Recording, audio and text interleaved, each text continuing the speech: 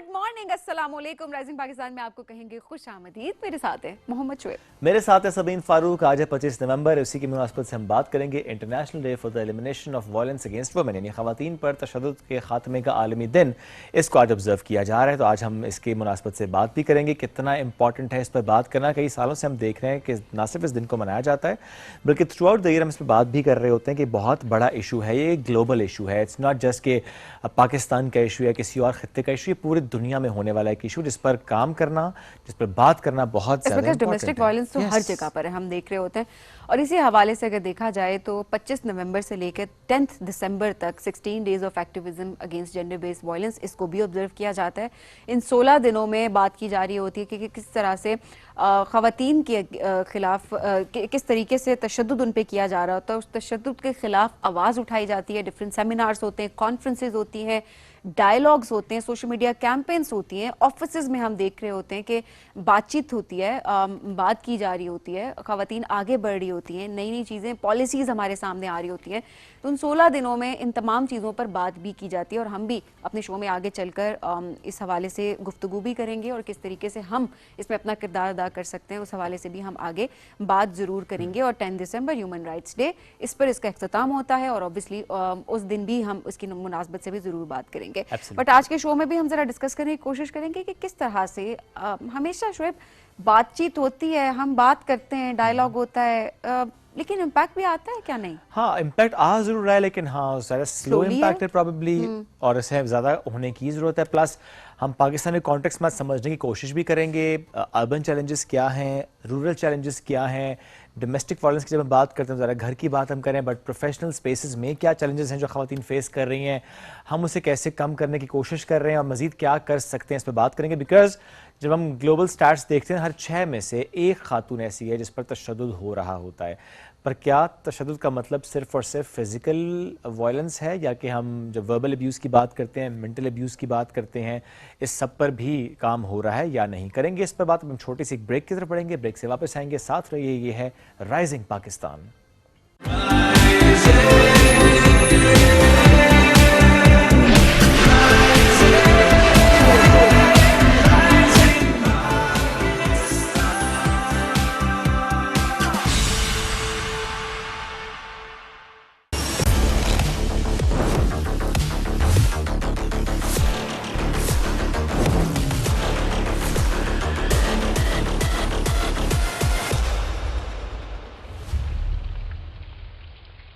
Too much to munch, too much to munch, too much to munch.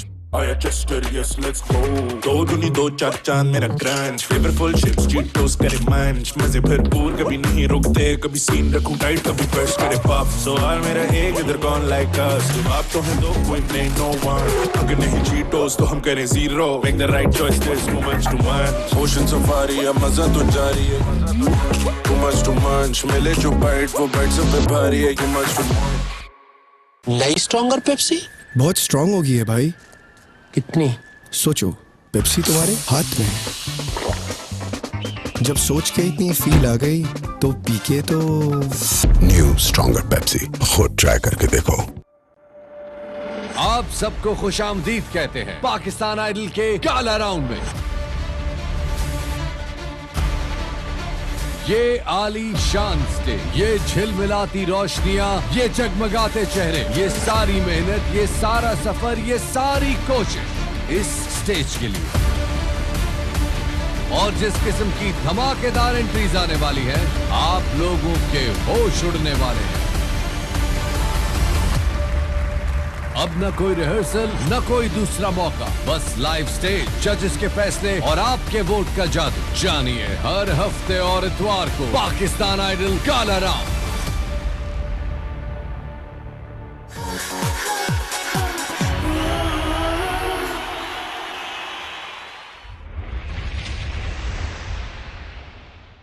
Let's get digital with Zong 4G.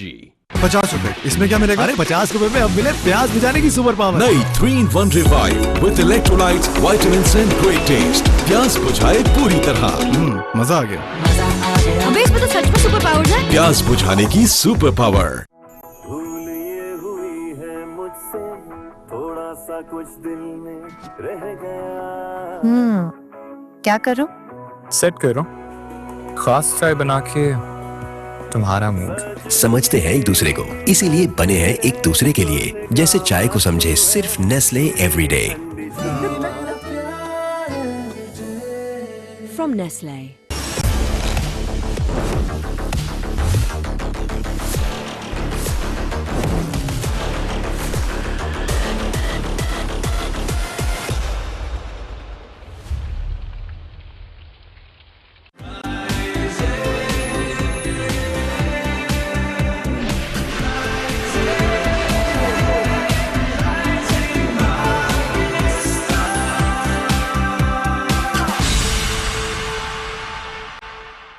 Welcome back. Rising Pakistan में एक बार फिर कहते हैं खुश आमदीद। आर्ट एंड द आर्टिस्ट हमारा segment, लेकिन आर्ट तो आपके पास भी है। क्या कर रही हैं? I am the artist. आज मैं आर्टिस्ट हूँ। दोबारा देखो इसको, ऐसे रख के सामने। मैंने देख लिया इसको। नहीं, ऐसे रखो, ऐसे रखो, ऐसे ऐसे रख के ये मैंने मैच देख लिया। नहीं हो रहा तुमसे। नाजरीन वैसे ये बड़ी बुरी बात होती है कि आप किसी को बता भी देना। अब अगर ये मैंने खुद भी बनाया होता ना तो मैं कहती हूँ मैंने खुद बनाया। एक यहाँ देखना, ना मानने वाले नहीं मैच हो रहा। ना मानने वाले ना, उन्होंने नहीं मानना तो कहते नहीं नहीं नहीं बनवा के हमें तुम्हारा पता है। मैं इतनी मेहनत नहीं कर सकती। इनको पता है बहुत अच्छे से।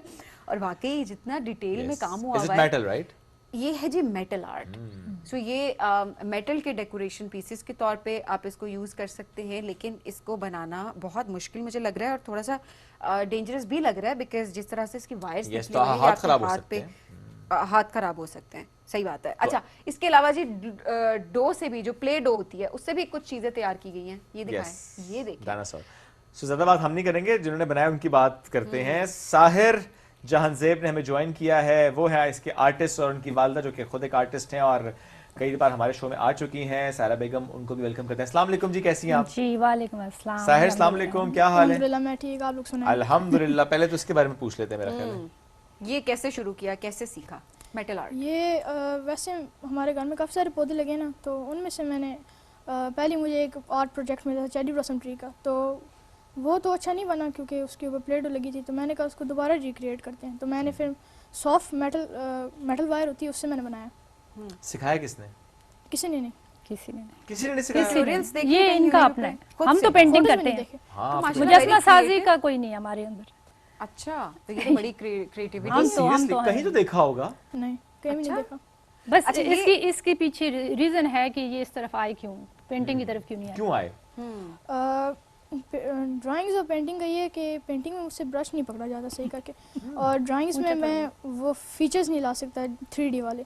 तो जब मैं ये मुजस्मे देखता हूँ, जैसे जब मैं 2 साल का था तो मैं किसी गैलरी 6 में गया था, तो वहाँ पे भी एक पत्थर का मुजस्मा था जिसके पास में जाके बैठ गया और उसको छोटा सा बच्चा था ना, तो जाके हमने नोटिस किया कि ना हमें छोड़ के तो उसके पाँव में बैठ गया और बड़ी ऑब्जर्वेशन से उसके बाद 3D चीज़ें होती है ना आर्ट, ये मुझे बड़ा सेटिस्फाई करती है। इसलिए मैंने शुरू में मामा रोटियां बनाई थी, तो एक आटे का प्यारा था, उससे मैंने बनाने की कोशिश की। तो वो मेरा जिंदगी का पहला डो से ना फिर ट्राइसेराटॉप्स बनाया था 3 साल की उम्र में। अच्छा, ये तो जिस तरह मैंने अभी इसको उठाया भी है, तो इसकी तो वायर्स बहुत ज्यादा लगती हैं हाथ में। जी लगती है, लेकिन प्रैक्टिस के साथ आप उसको कर लेते हैं, अवॉइड कर लेते हैं। जी सही। लेकिन कभी कभी जख्म तो हुआ होगा, चोटें तो बहुत। इससे पहले जो करते थे ना वो लोहे की तार थी, ये तो है ना कॉपर की। ठीक है। अभी फिर मैंने इसको खुद कॉपर की मंगवा के दी है। कॉपर जरा बेटर है क्योंकि उस तरह लगेगा नहीं आपको। आपके साथ सारा साहब जो दरख्त है, ये भी ज़ाहिर ने बनाया है? जी, ये पहले बनाया था मैंने। ये पहले बनाया था? ये एग्जैक्टली ऐसे ही बना था। ओके। और इसके ऊपर जो ना स्कूल का ये प्रोजेक्ट था, अभी इसको इन्होंने फिनिश नहीं किया। इसके ऊपर फ्लावर्स लगाने थे चेरी ब्लॉसम की। ओके। तो फिर इसको डो से सारा कवर कर दिया। मुझे बड़ा दुख हुआ क्योंकि वो ज़्यादा इस तरह खूबसूरत लग रहा था, इसकी सारी डिटेलिंग छुप गई, लेकिन ये भी एग्जैक्टली उसी तरीके से बनाया गया। और ये भी देखें, ये डो से कितना वाओ। हाँ, इसमें वायर नहीं यूज हुई। ये मैंने कल रात को बनाया। और ये आप जो ज़्यादा अमेजिंग बात है वो ये है कि टोटली 100% इमेजिनेशन। देखिए, कहीं देखा नहीं है कहीं पे। मैं यही कह रही हूँ कि डो को भी मैनेज करना बड़ा मुश्किल होता है, स्पेशली उसको अगर आपने डिटेलिंग स्पेशली इतनी छोटी-छोटी चीजों में कन्वर्ट करना है, इसमें डिटेलिंग कितनी ज्यादा है। बल्कि सबीन, तुम ये देखो, ये जो ब्राउन के शेड्स इसने क्रिएट किए हैं, वो जो लकड़ी पे बैठा हुआ है, वो डिफरेंट शेड्स है ना। यस, कितने प्यारे शेड्स हैं ये। Very nice. और इनका एक ये है कि जो है ना इनका मैं तोड़ने लगी, मोर उड़ने लगा था। ये जब काम कर रहे होते हैं साथ में म्यूजिक इनको मस्ट चाहिए होता है। म्यूजिक चाहिए होता है। दिन में एक रूटीन क्या रखी हुई है, कितना वक्त लगाते हो उसमें? ये जब स्कूल के काम हो रहे होते हैं, पढ़ाई पे ज़्यादा ध्यान होता है, तो आधा घंटे ही दे पाता हूँ। रोजाना आधा घंटा? जी। तो अब तक कितना कुछ बना चुके हो? अब भी 100 से प्लस चीज़ें बनाई हैं, लेकिन बस केयर नहीं करता था, संभालता नहीं था, तो वक्त के साथ साथ सारी चीज़ें डिस्ट्रॉय हो गई। एक इनके पास ना एक वो था, एनग्रेविंग भी थी, एलिफेंट आमने सामने, और उन्होंने आपस में सूंड टच की हुए हैं, और प्रॉपर लकड़ी पे बना, वो मेल नहीं रहा था, लकड़ी पे खुद बनाया था जी, कार्विंग की उसकी? हाँ, चीज़ल से कार्विंग की। चीज़ल से। ये कहाँ से सीखे हैं? ये अबू कर रहे थे, तो मुझे काफ़ी सेटिस्फाइंग लगा, तो मैंने भी ट्राई किया, तो अबू ने काफ़ी कंट्रीब्यूट किया, मुझे डिफरेंट साइजेस की चीज़ें ला के दी, और जब मैंने ट्राई किया तो ये मेरा पहला था। और ये डायनासोर जो है ना, इनके पैशन समझ लें। और वो नजर आया मुझे, एक वहाँ पे एक यहाँ पे एक वो है कि ये डायनासोर है भाईजान। ये जब छोटे थे 4-5 साल के, तो मूवीज बहुत ज्यादा देखते थे डायनासोर की, और फिर अकेले बैठ के ना 2 ऐसे एक्शन बना लिए और उनकी फाइट हो रही है। तो जैसे ये कह रहे हैं कि मम्मा रोटियां बना रही थी, तो डो जो है मैंने उसको टच किया, तो फिर मैंने इसको पहले घर में डो बना के दी ना, जो मैदे से वो फ्लावर के लिए भी, और उसके साथ इसको फिर ये बहुत खुश हुआ, उसने डायनासोर ही बनाए, 2 डायनासोर खुद बना के। तो वही देखता आ रहा हूं। हाँ। और ये कौन सा डायनासोर है? बायोनिक्स। और वो जो ग्रे वाला ये टी-रेक्स है। टी-रेक्स है, एंड दैट पर्पल वन? ये भी टी-रेक्स है। नहीं, पर्पल वाली यहाँ पे स्केलेटन है। ये शिन गॉडजिला है। बड़े मुश्किल नाम है। अच्छा, वो डायनासोर वाले और ये क्या है? ये गिगानोटोसॉरस है। लेकिन 2 मीटर लंबी होती है जी, काफी। ये अच्छा ना, थोड़ा सा ना, ये कुछ साल पहले किया ना, अब ये देखें ना, उस वक्त मैं इतना 7 साल पुराना है। और मैं ये कह रही हूँ कि हैवी भी है, आप इसको उठाएं। ये अंदर फुल मेटल का बना हुआ है, मेटल अंदर इसके अंदर क्या है? इसके अंदर भी मेटल का स्ट्रक्चर, ऊपर एल्युमिनियम इसी तरह का। ओके, अच्छा, ये मुझे इतना हैवी लगा, ये जरा ज्यादा हैवी है। इसके अंदर वो पूरी फिलिंग है मेटल वायर्स की, इसके अंदर सिर्फ खाली स्ट्रक्चर, ऊपर एल्युमिनियम वायर। सो आपने कहा 7 साल पहले बनाया था, सो दैट शोज की ड्यूरेबिलिटी तो है, ये 7 साल में खराब नहीं हुआ। ये हां, ये खराब नहीं, मतलब क्रैक थोड़े कहां एक जगह से क्रैक आया है।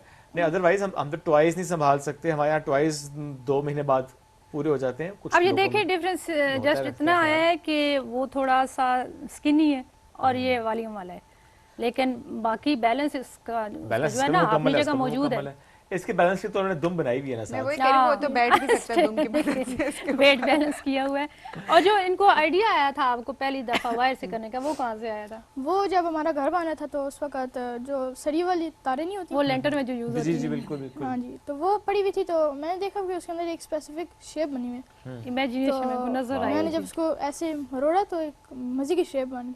मैंने कहा ट्राई करते हैं, वो मैंने काफी देर लगा रहा, तो एक मजे का डायनासोर बन गया फिर से। यानी सबसे पहले जो बनाया वो डायनासोर ही बनाया? जी। और किस ड्राइंग में भी सबसे पहले डायनासोर, डो में भी, क्योंकि मूवीज बहुत देखते थे ना डायनासोर की बचपन में, और बस वो रात दिन इमेजिनेशन। एक और ये स्केलेटन डायनासोर का बनाया है जी, मेटल वायर का। ये वेलोसिरैप्टर है, इसकी हर डायनो वेलोसिरैप्टर। हर डायनो की डिटेल इनको अलग से याद है जी, नहीं पता कोई रेटस है बस। अच्छा, तो ये आपने जो मेटल पे बनाया, इसमें वक्त कितना लगा? इसमें मुझे लग गए 3-4 घंटे। काफी पेशेंस का काम होता है।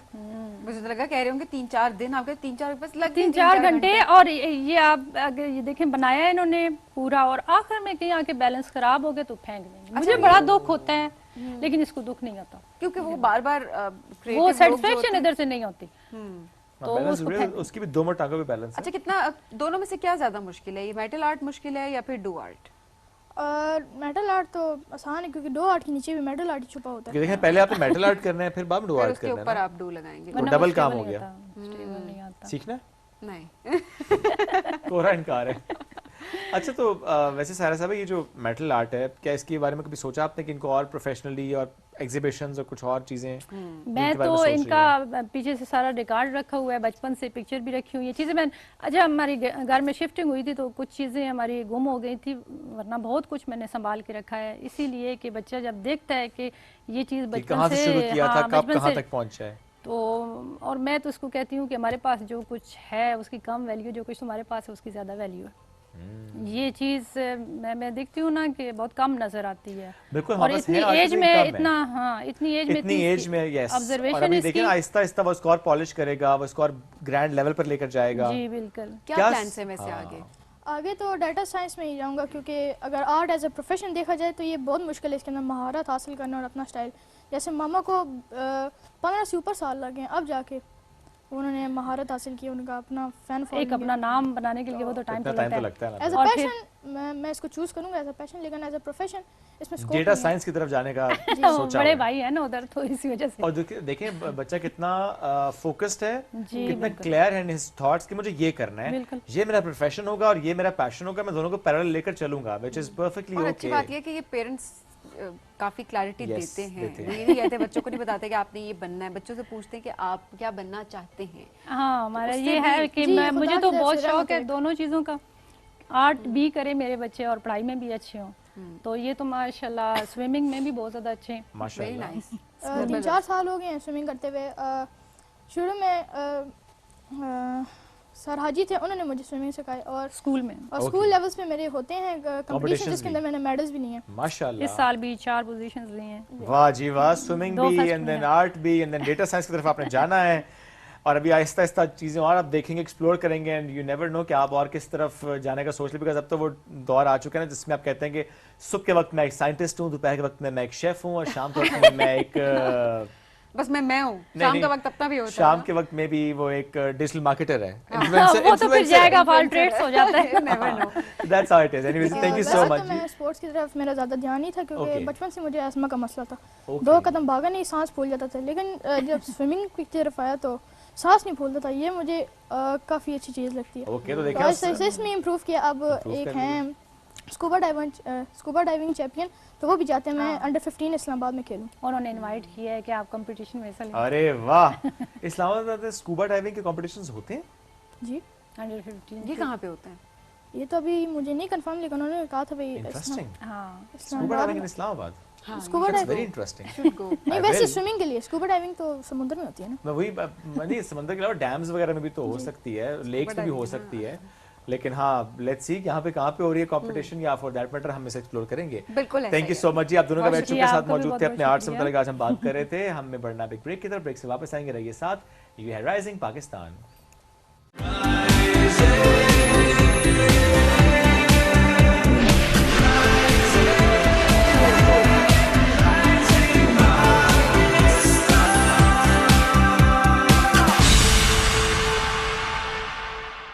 नई स्ट्रॉन्गर पेप्सी बहुत स्ट्रांग हो गई है भाई।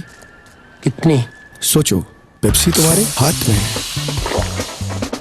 जब सोच के इतनी फील आ गई तो पी के तो। न्यू स्ट्रॉन्गर पेप्सी, खुद ट्राई करके देखो।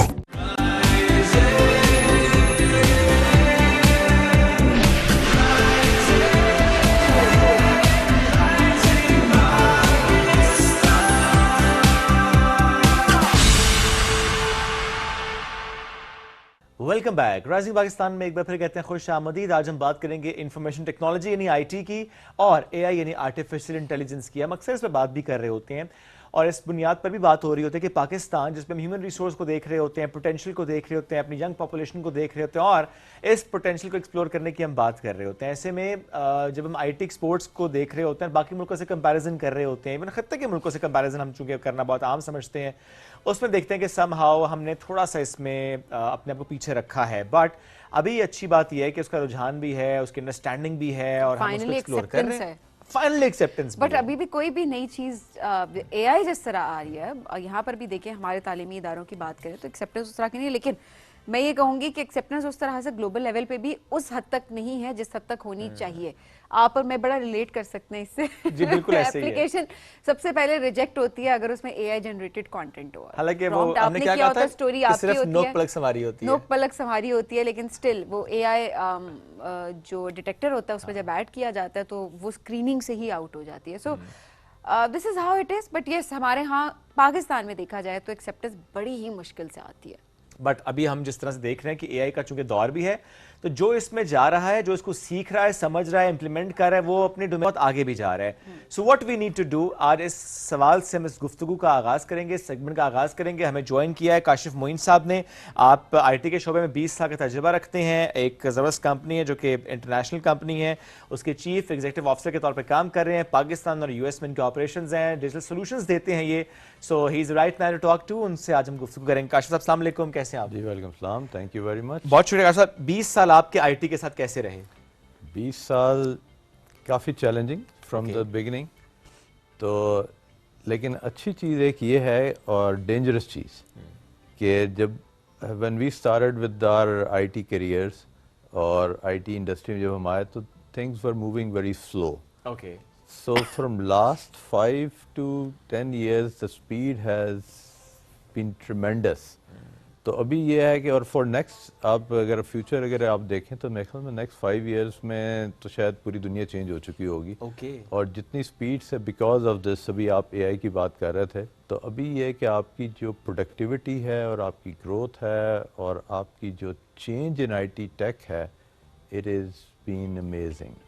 तो आप नेक्स्ट अभी शायद आप बैठे हुए हैं, शायद नेक्स्ट 3 to 4 years यहाँ पे आपका रोबोट बैठा होगा जो बात कर रहा है. ये तो जो आता है ये तो जो आता है वो यही बात ही करना शुरू कर देता है. बट समहाउ आपको ये चीज़ क्या लगती है कि वाकई किसी भी प्रोफेशन में, स्पेशली जहाँ पर ह्यूमन टू ह्यूमन इंटरेक्शन बहुत इंपॉर्टेंट हो, जिस तरह हम यहाँ पर बैठे हुए हैं और हम एक इमोशनल इंटेलिजेंस के साथ यहाँ पे बैठे हुए हैं, हम बात करें, लोगों के साथ कनेक्ट कर पा रहे हैं, क्या वो रोबोट की उस तरह से एक्सेप्टेंस होगी या उसी तरीके से वो चीज़ चलेगी जिस तरह से अभी चल रही है? देखें, इसको अभी ये बताना है कि इन नेक्स्ट 2-3 years ये नहीं होगा, लेकिन आप ये देखें कि अभी हम जिस जनरेशन के लोग हैं, and think about the new generation जो कि who is starting with all this, वो they are already detach with human emotions quite a lot. इसलिए कि अगर आप देखें वो किस चीज़ से अटैच्ड हैं, वो आपकी फेसबुक से, ट्विटर से, इंस्टाग्राम से, even their friendships are all on this. तो when they try to communicate, वो बल्कि आइसोलेट ज़्यादा हो रहे हैं, which is a dangerous thing. लेकिन फ्यूचर में आप 10 years down the road you will see आपकी lot of things will be changed and replaced by lot of AI driven आपकी टेक्नोलॉजीज, जिसके अंदर आपके रोबोट्स भी होंगे, आपकी कार्स भी होंगी, आपके ऑपरेशंस भी होंगे. बट दैट डजंट मीन कि आपकी जॉब्स जो हैं वो ख़त्म हो जाएंगी. ठीक है, आप अगर if you go back in industry, जब ऑटोमेशन का टाइम स्टार्ट हुआ था तो क्या हुआ था कि आपके स्किल सेट्स इम्प्रूव हुए थे and people move from basic hands on jobs to higher skill sets. Yes. They started become more high end operators, then started learning technologies. तो अभी भी यही है कि सारी जॉब्स रिप्लेस होने वाली नहीं है. They will be switched to the new paradigm. जिसके लिए हमें क्या करना है? We need to learn new skills. Absolutely. आज इस मौजू पे हमें बात तुम्हें करनी है कि अब हमें क्या करना है, कौन सी नई स्किल्स की तरफ हमें जाना है. आपने देखें 20 साल पहले अपने इस करियर का आगाज़ किया, तो अगर मैं उसमें 20 साल पहले देखूं तो ये वो टाइम है जब हम स्कूल में थे और उस वक्त तो वही इंजीनियरिंग एंड मेडिकल, वही दो एक प्रोफेशन की तरफ लोग जाते होते थे. उस वक्त अगर आप आईटी का स्टार्ट कर रहे हैं, दैट मीन्स कि देखिए अंडरस्टैंडिंग तो आपके अंदर थी, क्लैरिटी भी थी कि मुझे करना है, इस डोमेन में आगे बढ़ना है. और अगर आज जब हम ये बात कर रहे हैं कि एआई, और स्टिल अगर उसमें से एक बड़ी पॉपुलेशन ये डिनाइल में रहेगी कि नहीं नहीं नहीं, नॉट एआई, हमें ये करना है वो करना है, तो वो पीछे रह जाएंगे. लेट्स बी ऑनेस्ट, ये मसला तो होगा. अब जब हम आईटी के शोबे की बात करते हैं, क्योंकि हमने देखा है, चाहे खत्ते की बात करें चाहे हम इंटरनेशनल बात करें, जिसने भी आईटी में इन्वेस्ट किया और जिसने तैयार किया अपनी यूथ को यूनिवर्सिटीज़ के लेवल पे स्पेसिफिकली, उन्होंने बहुत ज़्यादा अपने मुल्कों को फ़ायदा पहुंचाया. फॉर श्योर, जब एक इंडिविजुअल आगे बढ़ता है, कम्युनिटी आगे बढ़ती है, एक मुल्क आगे बढ़ता है, हमने समहाउ उसको मिस किया. व्हाट डू यू थिंक, क्या वजह थी कि हमने मिस किया? ये हम इसलिए अंडरस्टैंड करें ताकि अब हम अगली बोट मिस ना कर दें जो कि एआई की है. उसमें देखें 2-3 चीज़ें थी. एक तो वी वरंट रियली इक्विप्ड, हमारे पास इतनी यूनिवर्सिटीज़ भी नहीं थी, हम इतने टेक प्रोग्राम्स भी नहीं यहाँ पे कर रहे थे, हमारी यूथ भी उस टाइम पे वाजंट रेडी फॉर इट. लेकिन हमारे रीजन में देखें तो दे वर्क फॉर इट. और उसमें 2 बड़े इंपॉर्टेंट फैक्टर्स हैं. एक आपका एजुकेशन सेटअप, दूसरा आपका जो ओवरसीज़ जो कि आपके लोग हैं फॉर एनी कंट्री, उनका बहुत बड़ा रोल था उसके अंदर अपने रीजन्स को डेवलप करने के लिए, जो कि हमारे यहाँ पे नहीं उस तरीके से डेवलप हुआ. तो मेरे ख्याल में एक तो उनको इंगेज करना बहुत ज़रूरी है, और दूसरा मेरे ख्याल में we need more and more universities to basically हमारा, क्योंकि इसलिए ज़रूरी है कि हमारे यूथ की percentage is so high. If you go outskirts regions, the youth is everywhere but they are not studying. और अब आपको क्या है, आपको हर डोमेन के अंदर you need to bring tech in, क्योंकि विदाउट दी टेक कोई भी मेरे ख्याल में आपकी जो इस वक्त कोई भी फील्ड है उसके अंदर I think it's not even possible. अगर आप यहाँ बैठे हैं स्टूडियो में भी, यहाँ पे भी अगर आप टेक के बगैर काम शुरू कर दें तो you know it won't be possible, obsolete हो जाएगा। तो इसीलिए आपको हर चीज़ के अंदर आपको ये लेके आना है। बिल्कुल। और दूसरा एक और जो अभी आप एआई की बात कर रहे थे, AI word is very hyped, क्योंकि हम हर चीज़ हम कहते तो ये हैं कि एआई है और हमें सिर्फ ये पता है कि वो एक चैट जीपीटी है और एक कुछ जेमिनी है, हम एक प्रॉम्प्ट लिखेंगे तो दैट इज़ एआई। हमने उसको फन के तौर पे लिया है। हाँ, हम उसके साथ गप्पे लगा छोड़ते हैं, उसका कोई ऑडियो से चीज़ पकड़ लेंगे, उससे पूछ लेंगे यार अच्छा ये क्या हो सकता है, कैसे हो सकता है, बना लेंगे उसके ऊपर। और क्या एक ट्रेंड चलता है उसके बाद सब वो ट्रेंड फॉलो करना शुरू कर देते हैं। बिल्कुल आप सही। तो हमें उस कॉपी पेस्ट मॉडल से ना हमने अपने आप को निकालना है। We have to be creative, क्योंकि दीज आर नॉट जिसको आपने यूज करना है, आपने you need to be able to build products on top of these. There are many of these AI platforms जिनको आप यूज करेंगे, जिनको हम जनरेटिव एआई कहते हैं, उनको यूज करके you need to solve real problems. अब चैट जीपीटी कोई रियल प्रॉब्लम नहीं आपकी सॉल्व कर रहा, वो आपको एक प्लेटफॉर्म दे रहा है। आप उसको कहें कि यार ये यू नो किसी बीमार को जाकर टीका लगा दो, तो वो तो नहीं लगा सकता। तो you need to be able to build certain products, इसके ऊपर आप कोई एनालिसिस रन कर सकें, कुछ और कर सकें। इसका आपको बड़ी सिंपल एग्जांपल देता हूँ, क्योंकि we are in this industry. तो we started working on a product you know about 2 years ago, जो भी हमने लॉन्च किया, it's an AI dentist. AI dentist, okay, right. तो थिंक अबाउट इट के यू नो हर बंदे को यहाँ पर डेंटिस्ट के प्रॉब्लम्स हैं, ऐसे ही। और डेंटिस्ट से खुश भी कोई नहीं है। और आपको इंटरेस्टिंगली चीज़ बताऊँ कि शायद आपने फेस की हो ना, या ना कि you might be too young to face it, लेकिन and you know for any other person, आप किसी एक डेंटिस्ट के पास जाएंगे, they will give you some issue कि यार तुम्हारे ये यू नो रूट कनाल होनी है, या something else is going to happen, and you go to the another dentist, वो एक नई चीज़ बता देगा, ठीक है। तो what we did is we basically you know use of AI, machine learning and combination of all those things.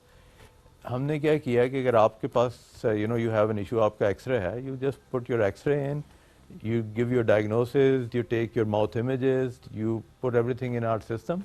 Okay. वो आपको complete analysis करके एक एक चीज़ बता देगा कि आपका प्रॉब्लम कहाँ पे है, आपका इशू क्या है, उसका रेजोल्यूशन क्या हो सकता है, और क्या चीज़ अगर किसी और दूसरे डेंटिस्ट ने डायग्नोज की है, वो सही भी किया है कि नहीं की है। ट्रीटमेंट तो डेंटिस्ट नहीं करना होगा ना? Exactly. मैं उसकी तरफ आ रहा हूँ। बिल्कुल सही आपने कहा, ट्रीटमेंट डेंटिस्ट से करना है, बट प्रॉब्ली आफ्टर 10 years वो डेंटिस्ट भी एक रोबोट हो। एग्जैक्टली।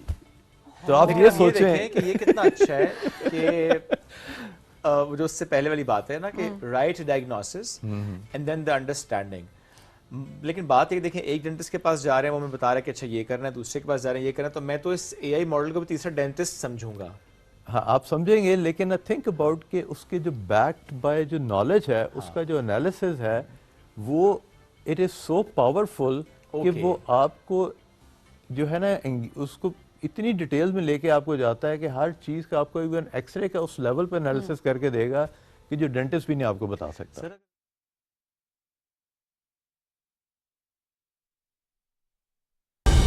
दुरुस्त, हर वक्त, बार वक्त।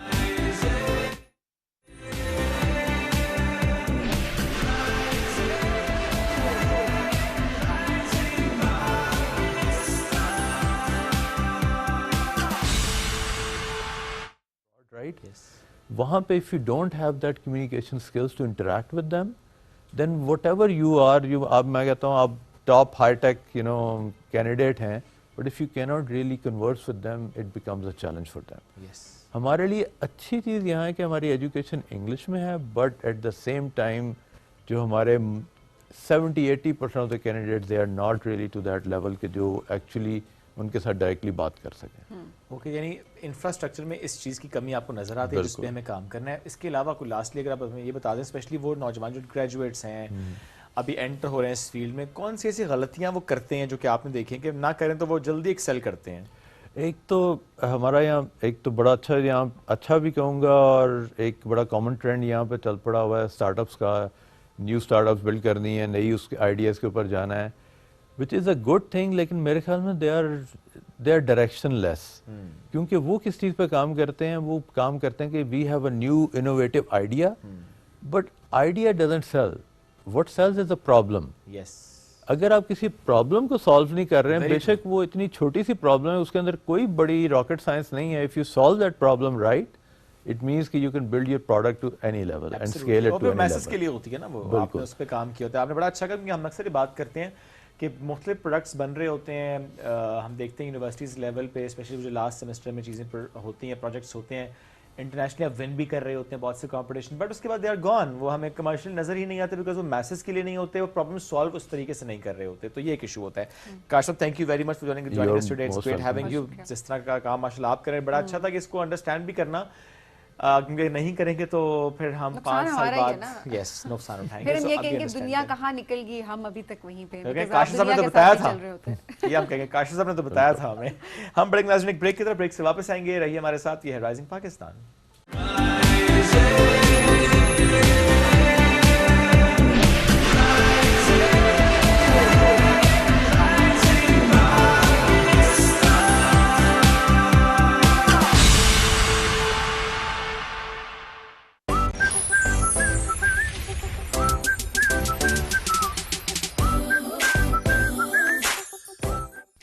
सुबह 8 बजे से 9 बजे तक की नशरियात के लिए हमारे साथ ताउन किया है Cheetos, Colgate Palmolive Pakistan limited, Engro fertiliser, Mountain Dew, Nestle Pakistan limited.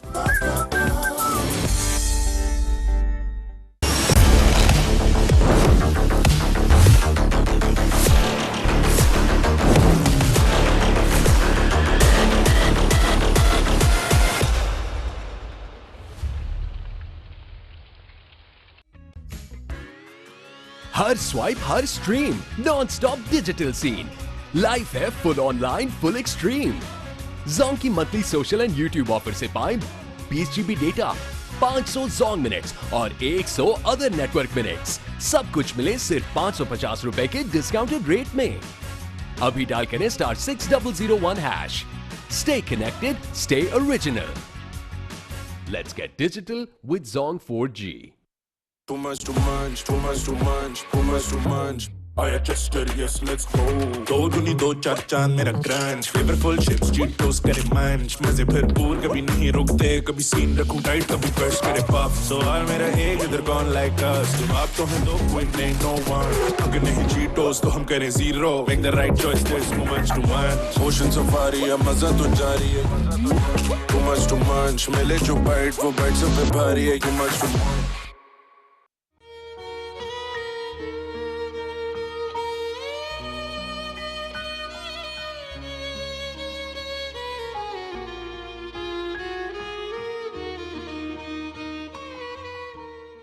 Agro urea और जबरदस्त यूरिया से जीतो नई नवेली गाड़ी। अपना कूपन कोड, नाम, शहर और शनाख्ती कार्ड नंबर 9986 पर SMS करें। जितनी ज्यादा बोरियां उतना ज्यादा जीतने का मौका।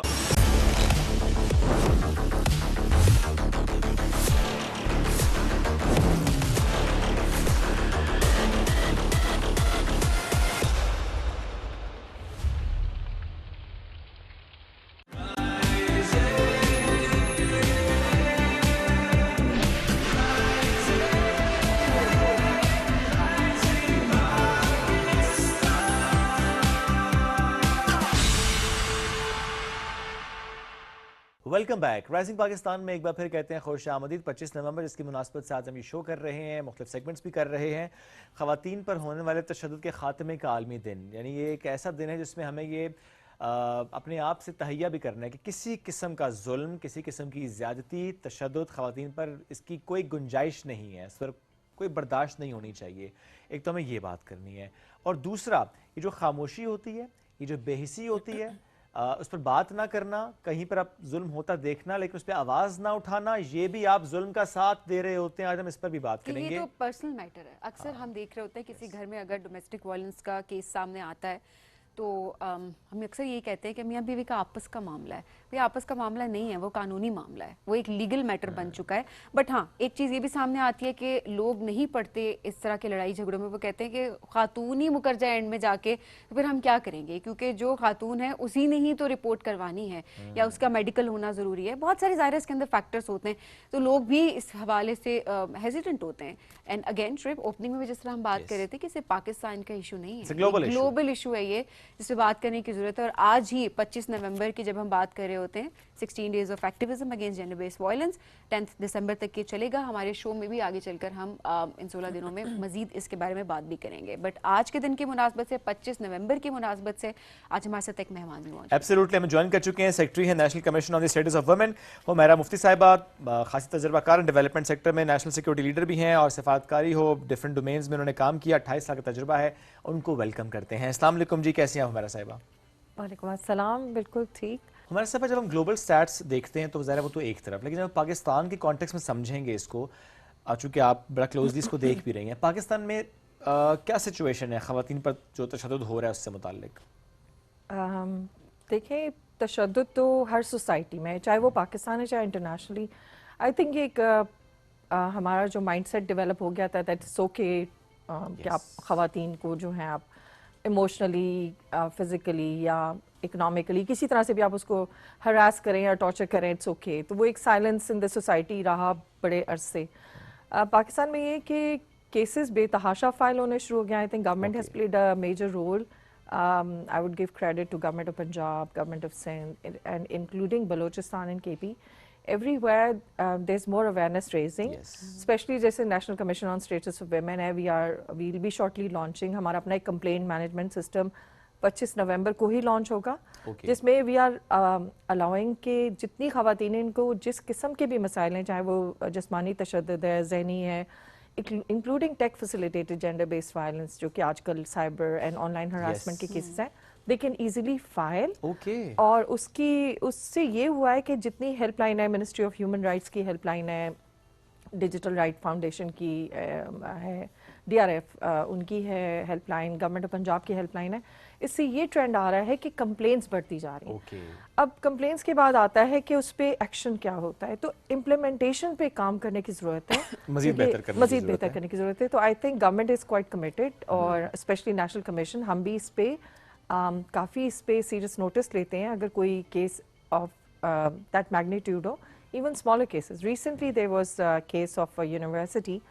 नेशनल कमीशन अपने ओन पे भी काफ़ी वीडियोस टेक डाउन करवाता है अगर बच्चियों की हरासमेंट की इस टाइप की वीडियो है जिससे उनकी रेपुटेशन, क्रेडिबिलिटी या उनकी इज्जत के ऊपर कोई ऐसी बात आती है, और चाहे वो मेल भी हो, हम उसकी रिक्वेस्ट डालते हैं to NCERT. National cyber emergency response team है, एनसर्ट के उनके टेक्नीशियंस हैं, और we have a mechanism in place जहाँ पे ऐसे केसेस में national commission takes cognizance and we have gotten results. सही। अच्छा मैं साहिबा थोड़ा माइंडसेट की भी बात करते हैं। हम रिपोर्टिंग होगी तो आगे सिस्टम काम करेगा, इदारे काम करेंगे। रिपोर्टिंग ही नहीं होती, क्योंकि आज तक हमारी बच्चियों को यही तो बताया जाता है कि बस अब वही तुम्हारा घर है, जो कुछ है बस वहीं तुमने सहना है। वापसी का एक तो कोई रास्ता नहीं है, दूसरा कंप्लेन की तो गुंजाइश ही नहीं है, ये तो बताया नहीं जा रहा होता। ये हम 2025 की बात करें कि आज भी पाकिस्तान में इस तरह से हो रहा है, और बस वही जो एक सेंटेंस है घिटा पेटा जो हम हमेशा सुन रहे होते हैं कि बस अब जनाजे इस घर से उठेगा, ये लफ्ज़ हैं जो कि हम इस्तेमाल कर रहे होते हैं। इतना स्ट्रांगली हम अपनी बच्चियों के दिमागों में ये बातें डाल के हम उनको रुखसत कर रहे होते हैं। इसको चेंज करने के लिए हम क्या कर रहे हैं? मैं ये कहूँगी कि शायद पेरेंट्स पेरेंटिंग भूल गए, और ये जो स्टेटमेंट दी जाती है कि अब तुम्हारा जनाजा ही निकलेगा, आई थिंक इससे बड़ी ज़्यादती माँ बाप अपनी औलाद के साथ नहीं कर सकते, बेटी के साथ खासतौर पे, कि आप उसको साइलेंस रहने का सॉर्ट ऑफ हुक्म ही दे रहे हैं। और बेटियाँ बहुत इन्फ्लुएंस्ड होती है पेरेंट्स के साथ, तो उसमें यह है कि बच्चियों को पढ़ने दें, बढ़ने दें, यह आपका फ़ख्र है, ये आपके जैसे बेटे फ़ख्र है। मेरा ख्याल है हम 7 बहनें, सातों की साथ ने अपने वालिदैन का जो है सर फ़ख्र से बुलंद किया, अल्हम्दुलिल्लाह। तो मेरा ख्याल है कि सोसाइटी में भी ये चेंज आना ज़रूरी है। नेशनल कमीशन इस सूरत में क्या कर रहा है, हमारा एक प्रोग्राम है आर्ट ऑफ पेरेंटिंग, जहाँ पे हम ये साइकोलॉजिस्ट एंड साइकियाट्रिस्ट और आगा खान यूनिवर्सिटी के एजुकेशनिस्ट हैं, बैक एंड पे काफ़ी लोगों ने काम किया। इसमें we are doing small training of trainers program, जहाँ पे पेरेंट्स को बताया जा रहा है कि हेल्दी पेरेंटिंग स्टाइल क्या है। अब उसमें यह है कि आप जब वो टीचर्स ट्रेन होंगे और वो जो पेरेंट्स ट्रेन होंगे, जिसमें एक सिंपल एक्टिविटी है बच्चों को हमने देखा है बेतहाशा रुझान है मोबाइल फ़ोन्स पे, वो चिपक जाते हैं, वालिदैन शिकायत करते हैं। तो अब उसमें ये कि वो माइंडसेट पेरेंट्स का इस तरह से ट्रांसफॉर्म करना है that they should be kinder to their children. अब इसमें जो आपने बात की कि उनको साइलेंस का कहा जाता है, उसका नुकसान तो आपकी बेटी को ही होगा जब वो घर भी आएगी और नहीं बताएगी, तो उसमें स्टेट के ऊपर भी एक स्ट्रेस आता है। स्टेट के भी रिसोर्सेज लिमिटेड हैं, उसमें उनकी कंप्लेंट्स को हैंडल करना जो कि पेरेंट्स बड़े इजीली मैनेज कर सकते हैं। एक और चीज़ मैं कहूँगी कि हमारे यहाँ शादी को समझा जाता है कि सिर्फ पैसे लगाने हैं और बहुत दिखावे का कोई इवेंट है, ये ऐसा नहीं है। इस्लाम ने इसको बड़ा ही सादा सा एक खूबसूरत सा रिश्ता आपने कायम करना है, उसमें लड़का और लड़की दोनों को शादी है क्या उसकी ट्रेनिंग बड़ी ज़रूरी है। हम जब उनको बताते ही नहीं है तो वो ड्रेसेस, कपड़े, डांस, खाना पीना उस पे फोकस है। बिल्कुल तो आप जब एटीट्यूड्स नहीं सिखा रहे एक लड़के को, आपने because he is being transformed from a bachelor life to a family life, वो प्रिपेयर नहीं है, एक बच्ची प्रिपेयर नहीं है। फिर उस पर आप प्रेशर डालते हैं कि जी बच्चा भी पैदा कर लें आप जी, within 9 months everybody is looking at the clock कि अभी तक बच्चा क्यों नहीं हुआ। तो I think both of them need to be कि ये ट्रेनिंग देनी बहुत इम्पोर्टेंट है। घर में डिस्कशंस होनी चाहिए, बात करनी चाहिए, क्योंकि ये तो रुझान ही नहीं है बात करने का। हमारे यहाँ तो ऐसा कोई ट्रेंड नहीं है, कल्चर ही नहीं है हमारा। बच्चों को भी नहीं पता, बच्चों को भी नहीं पता। वो तो they just walk into a marriage in one fine morning. आपका तो जैसे बाहर के मुल्कों में होता है कि you get to know the person, you interact. अब ज़्यादातर आपको मालूम है कि जो हमारे पास tech facilitated gender based violence के केसेस है वो यही है कि एक लड़का एक लड़की जिसकी कभी मुलाकात नहीं हुई, नेट पे मिले, दोस्ती हुई, बात करने शुरू हुए, एंड देन द प्रपोजल केम, या प्रपोजल भी नहीं, वादा करके। अब इससे क्या हुआ कि कई ऐसे लोगों को रास्ता मिल गया कि वो बच्चियों को वर्गलाते हैं, कम उम्र की बच्चियों को। There are cases where 11 and 12 year old girl has left her home, वो अपना घर छोड़ के किसी आदमी के पीछे चली जाती है और आगे पता लगता है वो 40-50 साल का, मतलब बड़ी उम्र का इंसान है जो कि इस बच्ची को ऑनलाइन ग्रूमिंग कर रहा था। अब ये चीज़ें जो हैं ये बड़ी सीरियस हैं। रिपोर्ट हुए हैं आपके पास? जी, ऐसे केसेस बेतहाशा हैं। What do you do then? So उसमें यह है कि अव्वल तो आपने देखा होगा कि इस चीज़ को बड़ा ग्लैमराइज किया गया, कम उम्री की शादी। नेशनल कमीशन इस पर बड़ा सीरियसली एक्शन लेता है, जहाँ पे वो बच्चे या जब वो बच्ची कंप्लेन करती है या वो पकड़ी जाती है, उसको पुलिस जाती है, जुडिशल सिस्टम पूरा एक्टिवेट होता है, तो वो बच्ची की एज को प्रूफ किया जाता है कि 18 साल की थी या नहीं थी। अब नेशनल कमीशन इस पर बहुत सीरियसली काम कर रहा है, जिसमें कम उम्र की शादी को, अब बलूचिस्तान ने रिसेंटली लॉ पास किया है, चाइल्ड मैरिज रिस्ट्रेंट एक्ट है। इस्लामाबाद में ऑलरेडी ये एक्ट आ चुका है कि 18 साल से कम उम्र की बच्ची की शादी नहीं होगी। समहाउ ऑनलाइन मैं बल्कि पूछूंगा अभी कि जो केसेस तक पहुंचे हैं कि अच्छा वो कोई गेम्स होती हैं, वो कौन से प्लेटफॉर्म्स होते हैं जहाँ पर इस तरह से कनेक्शन डेवलप हो जाता है और वो एक्सप्लॉइट हो जाती है। और या फिर कुछ केसेस ऐसे भी देखें जब बच्चियों को घर के अंदर वो प्यार, अपनायत नहीं मिल रही होती है, जहाँ पर हम वो ये देख रही होती हैं कि एक उनके भाई को जिस तरह ट्रीट किया जाता है उन बच्चियों को उस तरह से ट्रीट नहीं किया जा रहा होता। ये देखें घर में भी कंपैरिजन, हमें रूट कॉज को भी देखना है। हम सिर्फ ये नहीं कह सकते हो बच्ची भाग गई तो बच्ची ये करेगी, वो है बच्ची ही, और अगर उससे वो गलती हुई है तो उसकी रूट कॉज पे हमें जाना है ताकि हम इसको रोक सकें। हमें रोकने के लिए भी तो कुछ करना है ना। हमारे साहब ऐसे क्या कौन से केसेस आपके सामने आए हैं जिसमें बच्चियां इस तरह से जिनको वर्गलाया गया, घरों से भाग गई या किसी के पीछे चली गई, जिस तरह अभी आपने बताया, क्या फैक्टर्स इसके अंदर इन्वॉल्व हैं? केसेस तो हमारे पास आते हैं इस तरह के, under as child marriage, including forced conversion, जहाँ पे फोर्स्ड कन्वर्जन भी की गई बच्चों की, उनका रिलीजन तब्दील किया गया, उस पर बड़ा सीरियस एक्शन लिया। चूँकि हम एनोनिमिटी रखते हैं और रखनी भी चाहिए, और ये हमारे लिए एक कोर प्रिंसिपल है कि हमारे पास जो भी कंप्लेंट आती है वो कम्प्लीटली एनोनिमस होती है और उसमें हम आइडेंटिटी नहीं डिस्क्लोज करते। और रिसेंटली एक केस आया हमारे पास इस्लामाबाद से ही, और उस पर एक्शन लिया गया। बच्ची जो थी वो अंडर एज थी और 9 months फुल टर्म प्रेगनेंट थी, और ड्रग्स में भी उस बच्ची को इंगेज किया गया। उसको अपने आप का कोई होश नहीं था। फिर हमें वो एक बहुत बावसूख ज़राए से पता चला, और आई एम रियली ग्रेटफुल कि चीफ कमिश्नर इस्लामाबाद अली रंधावा साहब एंड IG ICT उन्होंने बहुत ख्याल किया और बहुत खामोशी से, विदाउट डिस्क्लोजिंग द आइडेंटिटी, हमने उस बच्ची को वहाँ से रिट्रीव किया और अब वो सेफ हाउस में है, सेफ शेल्टर में है। ओके, बिल्कुल एनोनिमिटी हम रखेंगे, लेकिन स्टिल अगर मैं पूछ सकूं आपसे कि इसी केस में जो बच्ची जो कैंडर, एक तो एज क्या थी उसकी और ये कैसे हुआ उसके साथ? बच्ची जो गालबन जो है वो कहा यह जा रहा है कि 18 साल से कम उम्र है उसको भी हम फॉलो कर रहे हैं, एज भी उसकी कंफर्म करेंगे, अभी उसकी आइडेंटिटी खुद उसकी वेरिफिकेशन हम कर रहे हैं एंड काफ़ी सीरियस इशू था और we are on it, but अल्हम्दुलिल्लाह शी इज सेफ और हमें ये है कंसर्न कि जो बेबी है वो भी सेफ रहे और अब ये ज़राए किस जरिए से आपने कहा कि गेमिंग होती है, ऑनलाइन गेमिंग होती है, सवाल रख रहा था एग्जैक्टली ये ऑनलाइन गेमिंग एप्स हैं और सोशल मीडिया पे जो ये इनकी टिकटॉक्स के थ्रू और डिफरेंट मीडियम्स के थ्रू दे जस्ट इंटरेक्शन हो जाता है, इंटरेक्शन होता है, लाइक उनको लगता है जैसे कि ये this is the way out. आपने बिल्कुल सही कहा कि घर पे अगर आपकी वैलिडेशन नहीं हुई हुई, अगर माँ केयर नहीं कर सकती, अक्सर देखा है कि ये हर स्ट्रेटा ऑफ द सोसाइटी में, ये हाई एलीट में भी है, मिडिल में भी है, लोअर मिडिल में भी है, लोअर में पुअर हाउस होल्ड्स में भी ये चीज़ पाई जाती है कि वो बच्चियां जिनको इग्नोर किया जाए या पॉवर्टी है घर में, वालिद साहब नहीं मौजूद या वालिद नशा करते हैं या घर के हालात ठीक नहीं है, तो बच्चियों को एक एग्जिट चाहिए होता है और बच्चियों को ही नहीं बॉयज़ को भी। मैं दोनों की साइड पे हूँ कि सही बात है, बच्चे भी तो ड्रग्स की तरफ जाते हैं, बच्चे इग्नोर होते हैं और अब आप देखें आईसीटी में कितना ड्रग्स का पिछले दिनों काफ़ी मसला आ गया और उसको गवर्नमेंट ने बड़ा इफेक्टिवली क्रैकडाउन भी किया है, हब्स भी ख़त्म किए हैं, लेकिन ओवरऑल जो है ना मैं कहूँगी पेरेंटिंग के ऊपर, parents need to give their time. अगर पेरेंट्स अपने बच्चों को टाइम नहीं दे रहे और मैं मैं ये नहीं कहूँगी कि खाली हमारा इस्लामी रिलीजन है, मेरे पास माइनॉरिटीज़ के भी बेतहाशा केसेस आते हैं, तो फेथ आपका एक ऐसा ज़रिया है जिसमें एक खुदा का तसव्वुर और एक आपका दीन से क्लोजनेस, उससे ये होता है कि आपके अंदर एक रिस्ट्रेंट ऑटोमेटिकली बिल्ड होता है।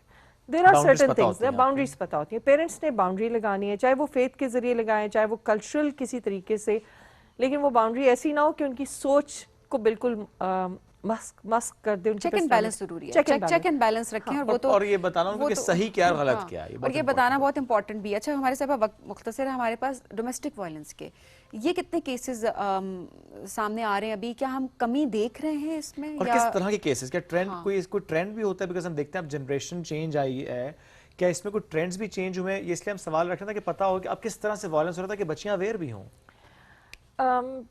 ट्रेंड्स जो है ना वो मतलब अब ज़्यादातर tech facilitated gender based violence है, ऑनलाइन हरासमेंट के केसेस बेतहाशा रिपोर्ट होने शुरू हो गए हैं, use of images, deep fakes, AI से वीडियोस बनाना। अब ये ऐसी चीज़ें हैं कि फ़र्ज़ करें किसी की अगर वीडियो लीक होती है और वो डीप फेक के थ्रू एआई जनरेटेड वीडियो है, आपको सफाई का मौका नहीं मिलेगा। सही बात, बिल्कुल भी नहीं। आपके ऊपर अगर इल्ज़ाम लगा दिया, आप कहते रहे ये मैं नहीं हूँ, उस बंदा या इंसान, औरत मर्द, दोनों की तो ज़िंदगी ख़त्म है।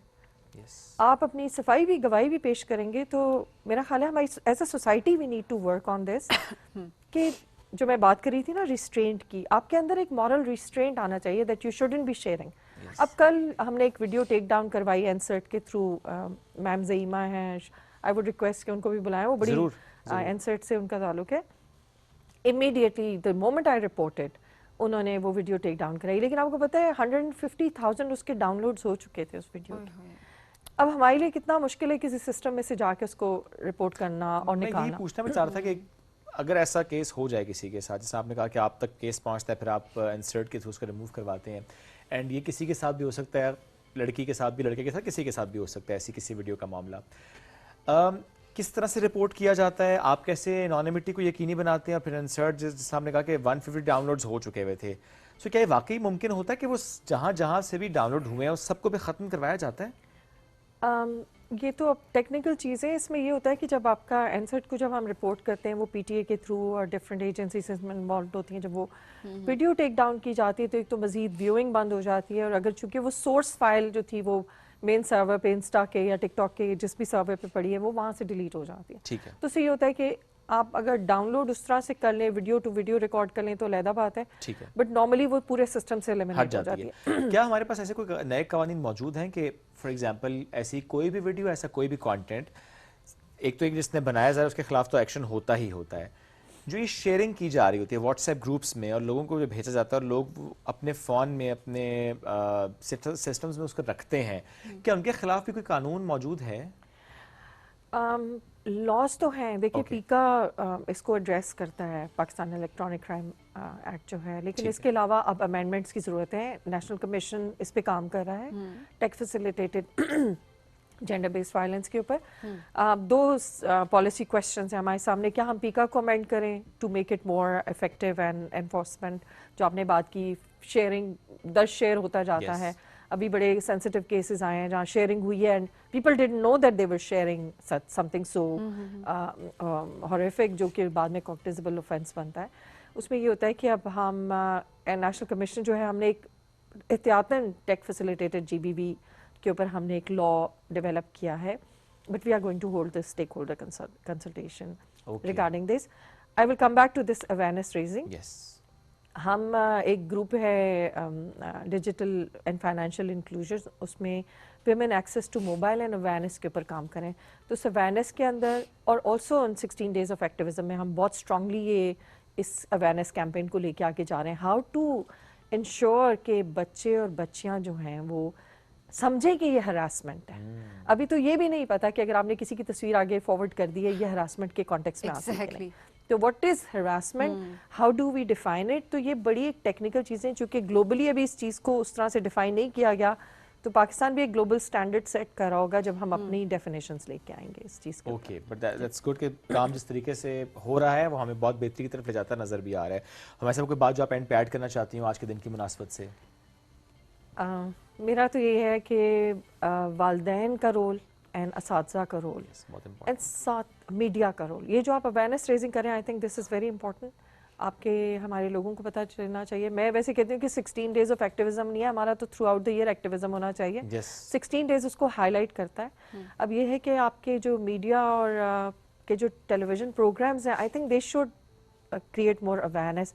सास बहू के झगड़े, देवर भाभी की लड़ाइयाँ, इससे निकल के अगर हम ऐसा कंटेंट क्रिएट करें जो हमारी नौजवान नस्ल को एक डायरेक्शन दे, एक होप दे, एक फ्यूचर दे, तो आई थिंक ये जो हम जिसे कहते हैं ना ब्रेन रॉट या डूम स्क्रॉलिंग, ये खत्म हो जाए। आपने बड़ा दुरुस्त कहा, पेरेंट्स को, टीचर्स को, मीडिया को, एट द एंड पूरी सोसाइटी को, एज एन इंडिविजुअल हम सबको अपना अपना रोल प्ले करना है इसमें अंडरस्टैंडिंग के साथ। हमारे साथ once again thank you very much for joining us today.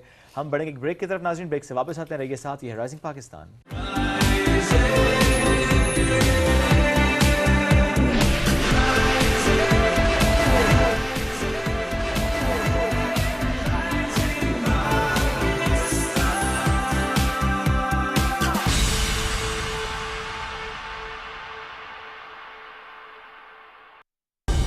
दुरुस्त, हर वक्त, बर वक्त। पंजाब के 40 में से 34 जिलों में सरसब्ज किसानों ने जीती पहली पोजीशन। सरसब्ज, जमीन की जान, फसल की शान। इल्जाम, बोहतान, फेक न्यूज और प्रोपेगेंडा, आखिर कब तक? सांझ को आंच नहीं तो झगड़ा कैसा? सच नहीं रहेगा खामोश, ये बोलेगा जोर से, शोर से। हकाइक की ज़रब से तोड़ेंगे झूठ का तिरस्म।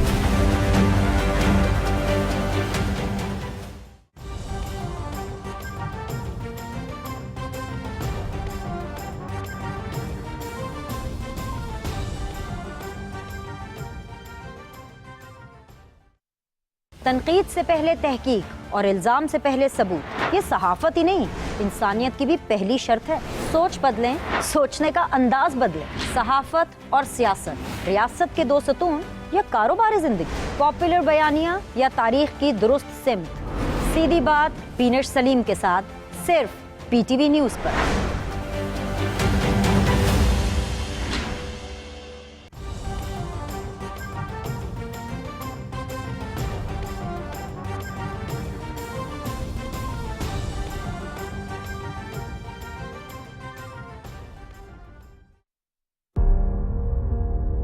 हम बात करेंगे मुल्क के आम अफराद की जिंदगी पर,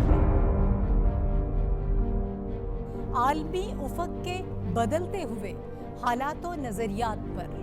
मुल्क का सियासी और मुआशी मंजरनामा क्या कहता है? पाकिस्तान में तरक्की की रफ्तार कितनी तेज है?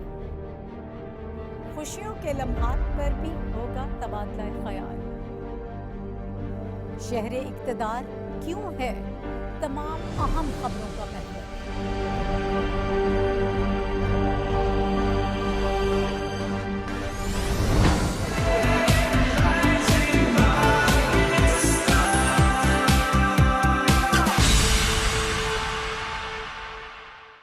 वेलकम बैक जी पाकिस्तान में आपको कहेंगे खुश आमदीद कि ऐसे मेहमान हमारे साथ इस वक्त मौजूद हैं जिनके काम के बारे में तो हम बात करते ही करते हैं, but the way she carries herself, I mean wow.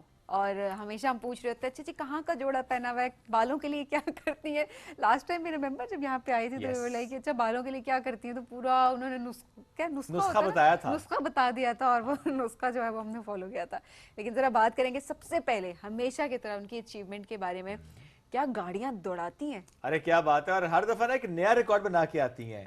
इस दफा भी जो 10th थल जीप रैली थी उसमें आप सब समझ गए किसकी बात करने वाले हैं। सलमा मरवत की हम बात कर रहे हैं। क्या जबरदस्त उनकी परफॉर्मेंस इसमें रही है। 1 घंटा 30 मिनट में उन्होंने ट्रैक मुकम्मल किया। ट्रैक मुकम्मल करना इटसेल्फ ही बहुत बड़ी कामयाबी होती है और माशाल्लाह शी इज नंबर 1 अपनी उस कैटेगरी में, प्रीपेड कैटेगरी में। और अगर हम टोटल देखें कि जितने रेसर्स थे तो 100+ रेसर्स थे और इनकी कैटेगरी में तो सलमा के अलावा फिर हमें नजर कोई नहीं आता, दूर दूर तक नजर नहीं आता। इस बार हुआ ये एक नहीं बहुत सारे एडवेंचर हुए उनके साथ, वो हम उनसे पूछेंगे बिकॉज विदाउट रैकी वो गई थी। She is with us today, उनको वेलकम करते हैं। सलमा गुड मॉर्निंग, क्या हाल है? गुड मॉर्निंग, मैं ठीक ठाक। आप दोनों को देख के वैसे ही मेरी मॉर्निंग अच्छी हो जाती है और आपके आने से हमारे शो को 4 चांद लग जाते हैं। Thank you. सलमा मुबारक को पहले तो इस कंपटीशन जिसको आपने माशाल्लाह विन किया। ये रैकी के बगैर क्यों गई थी? अच्छा ये हाँ, मैं हालांकि मुझे 4-5 दिन चाहिए होते, जैसे मैंने आप लोग को हमेशा पहले बताया कि मुझे 4-5 दिन चाहिए होते, मुझे ट्रैक याद करना होता है। एक तो ये कि एंड तक ना थोड़ा सा मेरी गाड़ी के पार्ट्स नहीं आए और इशू आ रहा था थोड़ा, तो मेरा वैसे कंफर्म नहीं था जाना। तो बस हम लोग के लास्ट डे पे जब गाड़ी रेडी, मैंने कहा चलो चलते हैं। फिर हम पहुंचे और हम पहुंचे भी टेक डे और ड्राइवर्स मीटिंग पे पहुंचे थे, तो इसलिए हमें रैकी का चांस नहीं मिला। आपके साथ एक और भी कोई खातून रेसर थी? जी जी। वो उनका क्या रहा? नहीं, उनकी गाड़ी खराब हो गई। गाड़ी खराब हो गई जी, तो शी कुडंट डू दैट। अच्छा, अब रैकी नहीं की है, आप पहुंची हैं उस वक्त और आपने पता भी कुछ नहीं है ना कि उस, और this is one of the most difficult track. जी बिल्कुल, क्योंकि ये काफ़ी नैरो ट्रैक होता है जो मतलब 100 किलोमीटर 110 आई गेस हमारा था। ठीक है। तो उसमें यह है कि जो स्टार्ट के 72 किलोमीटर है वो काफ़ी नैरो ट्रैक होता है और मेरी प्रिपेयर्ड कार है तो उसके लिए थोड़ा सा इश्यूज बनते हैं। क्या क्या इशू हुए? अच्छा क्या क्या हुए? इश्यूज नहीं, मैंने एंजॉय किया। 1.5 घंटे में क्या कुछ हुआ? आपने एंजॉय किया, आपके साथ कोई भाई 1.5 घंटे मुझे थोड़ा ये हो ना, 1.5 घंटे में नहीं आना था, मैं थोड़ा जल्दी आ जाती अगर वो सब ना होता तो। अच्छा, अब क्या हुआ? वो तो अच्छा है, नेविगेटर मेरे पे चीख के मुझे थोड़ा कंट्रोल में रखा। हुआ क्या? हुआ ये, जो मैं लेट हुई वो इसलिए लेट हुई रेस के लिए कि मेरी गाड़ी में आपको पता है सारे मतलब जो ब्रेक है वो विलवुड के लगे हुए हैं और वो ब्रेक पैड्स जो हैं वो हमें चाहिए थे क्योंकि वो बिल्कुल टोटली ख़त्म हो चुके थे। तो वो जब हमें दुबई से मंगवाने में या अमेरिका से मंगवाने में काफ़ी शिपमेंट में टाइम लग जाता है, तो वो नहीं आए। तो हम लोगों ने खुद ही से कुछ ना कुछ करके ना हम लोगों ने लाइक लोकल करके चले गए। हालांकि सबने कहा कि ये ज़्यादा नहीं चलेंगे, ब्रेक जब गर्म हो जाएंगी तो ये नरम पड़ जाएंगी। तो वही हुआ, लेकिन उससे पहले जो है ब्रेक नरम होने से पहले कि हमारे ना जो आईपैड है उस पर जो लीड ना होता है उसके साथ गार्मिन लाइक हम लोगों ने कनेक्ट किया होता है, जो कि हमारा पूरा मैप कॉशंस वगैरह, क्योंकि हमने ना मैप किसी से कॉपी करके, और मैंने कहा कोई बात नहीं, थोड़ा बहुत ट्रैक मुझे पता है 2018 से करिए, हम कर लेंगे। तो खैर हम लोग का स्टार्ट में ही 40 किलोमीटर से आगे हमारा गार्मिन बंद हुआ, तो हमारा जो वो नेविगेशन थी वो खत्म हो गई। लाइक हमें जितनी कॉशंस मिलनी थी वो हमारे पास नहीं थी कि अभी आपका कॉशन आ रही है, उधर जाना है। हाँ, मतलब कि बस हमें ट्रैक तो ये होता है ना कि आप जा रहे होते हैं तो वो जिस किस्म का बन जाता है ना after stock and prepared category, तो ट्रैक आपको खुद पता है बट वो स्पीड आप नहीं पकड़ सकते हो। तो खैर मुझे थोड़ा फिर नेविगेटर ने थोड़ा मुझे काम डाउन किया, आराम से गाड़ी चलानी है, ट्रैक पूरा करना है, क्योंकि ट्रैक को अगर आप कंप्लीट कर लेते हैं ना तो हम इसको भी बहुत बड़ी बात मानते हैं कि आपने बड़ा सेफली अपनी गाड़ी को 1 पीस में ले आए और खुद भी आगे खुद तो वो अभी हम फिर आगे जा ही रहे थे, तो वही 55 के बाद ब्रेक वो बिल्कुल ही मतलब गर्म हो गई, नरम पड़ गई, तो ब्रेक्स मतलब थी नहीं। और ब्रेक ऐसी थी कि हम लोग बस हल्का सा टैप करते हैं ना तो ब्रेक, और जब आप बिल्कुल ही लाइक फ्लोर तक पाँव लेकर जाते हो तो वो बिल्कुल जैम पैक गाड़ी वहीं पे खड़ी हो जाती है। तो वो जब फ्लोर तक लेके जाती थी पर हल्की सी ब्रेक होती थी, मैंने कहा ब्रेक्स नहीं है, चीखे मार तो कहते थोड़ा हम ना गेयरिंग से लाइक काम, आप गाड़ी की स्पीड स्लो करेंगे। मैंने कहा गेयरिंग में किस तक, मतलब मैं कितना ही गेयर कर लूँगी जिस स्पीड से आ रही हूँ। खैर थोड़ा सा उन्होंने मुझे कंट्रोल किया कि आहिस्ता चलाओ आहिस्ता, पर थोड़ा थोड़ा सुन रही थी मैं उनको। लेकिन लास्ट में फिर ये हुआ कि जो आखिरी पैच था 35 किलोमीटर, उसमें लाइक हम लोग डिवाइड करते हैं कि यहाँ पे हम गाड़ी बचा के जाएंगे, यहाँ पे हमने भगानी है, ये ट्रैक हमारा है, ये हमारी गाड़ी के लिए बहुत मुश्किल है। तो लास्ट 35 में था कि आराम से मैंने 140, 150, 160 तक जाना था। मुझे ऐसे ऐसे पैचेस मिल रहे थे। वो मुझे इन्होंने ज़रा गाड़ी को ना थोड़ा सुकून से चलाने के लिए मुझे गाइड किया था कि लेकर जानी है। तो वो पहला ही मुझे जब ड्रिफ्ट का मौका मिला, मैं कहा हाँ मैं बोर हो रही हूँ। वो जब मैं गाड़ी राइट पे मैंने गाड़ी का स्टीयरिंग मोड़ा, लेकिन वो गाड़ी पूरी 360 हो गई।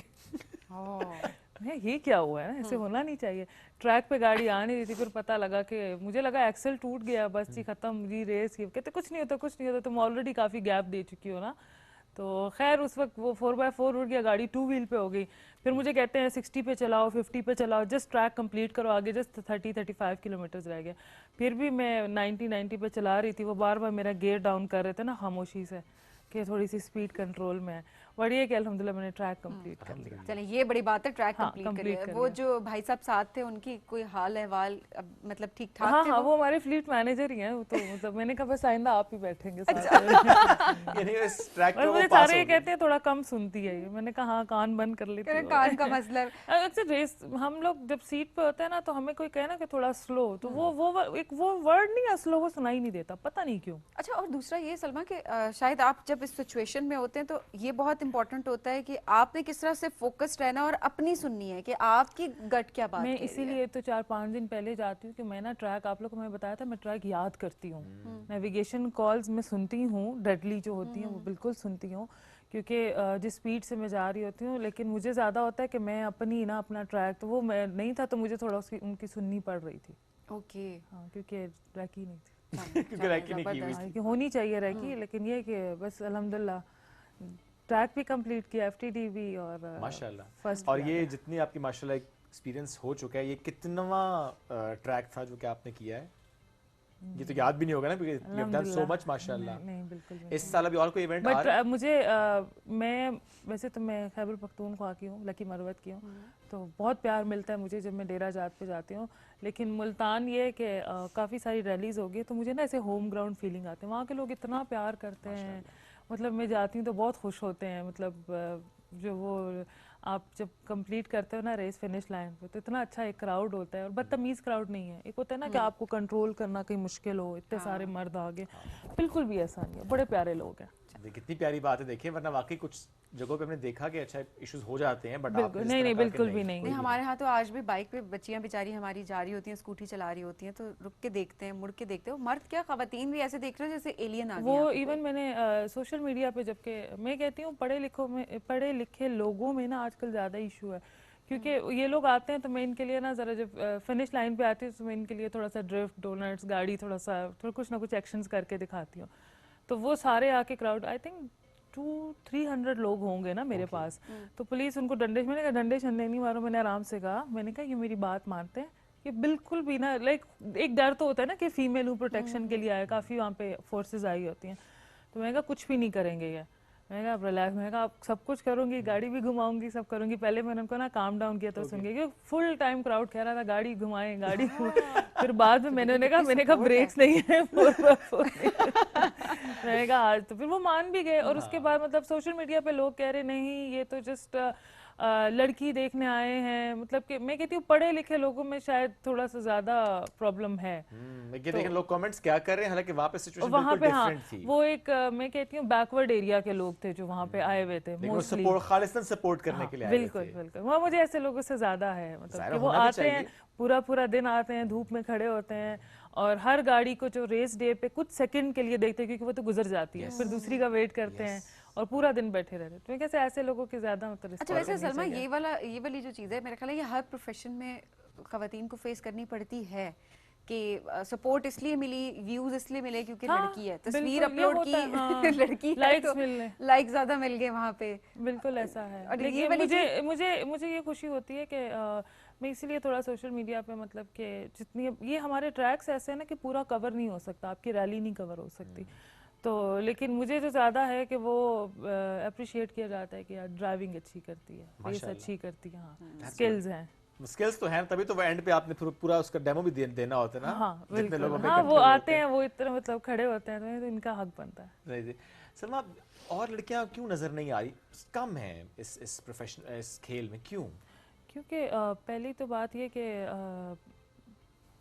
एक्सपेंसिव है, एक्सपेंसिव तो है, बहुत एक्सपेंसिव, इनको मतलब नहीं पूरा कर सकती लड़कियां, तो ये एक बड़ा इशू है, बहुत बड़ा इशू है। तो सपोर्ट का इशू है, सपोर्ट लाइक फ्रॉम आपको सपोर्ट फैमिली से भी है, अदरवाइज भी आप खुद नहीं, आजकल तो बिल्कुल भी इशू नहीं है। अगर लड़कियों को टिकटॉक पे आने की इजाजत है इतना ओपनली, मैं तो मेरे ख्याल से स्पोर्ट्स में आने में क्या इशू है, नहीं हंसने की क्या बात है, मैं एक बड़ी सही बात की है मैंने। That's very true. हाँ, तो मैं तो बड़ा खिलाफ हूँ इसके कि मतलब आप टिकटॉक के खिलाफ नहीं हो, टिकटॉक पे एक प्लेटफॉर्म है कि जो एक राय रखते हैं जी, क्योंकि हम लड़कियां हैं, हमें सपोर्ट नहीं मिलती, हम कुछ कर नहीं सकते। नहीं, बड़ा दुरुस्त कहा कि आप सब नहीं, आजकल कहाँ आप देखें ऐसा कुछ भी नहीं है।